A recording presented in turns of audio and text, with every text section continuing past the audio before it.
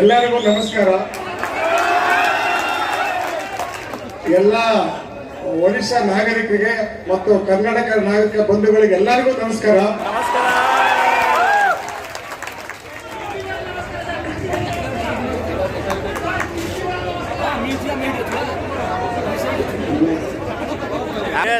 ತುಂಬಾ ಸಂತೋಷ ಪಡ್ತಾ ಇದ್ದೀರಾ.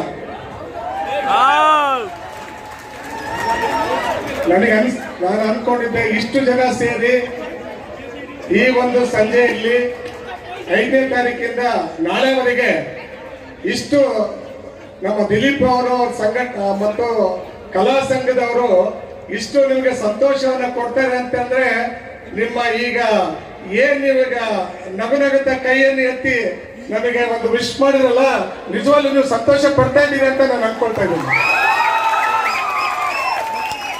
ಜೀವನದಲ್ಲಿ